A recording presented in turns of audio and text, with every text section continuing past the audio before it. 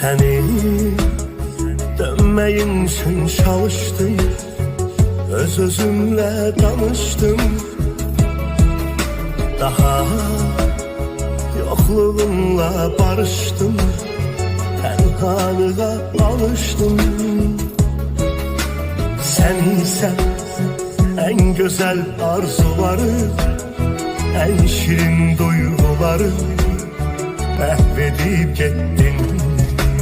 Yarım belki de hiç özünde bilmeden gururuna aldanıp səhvedip gittin.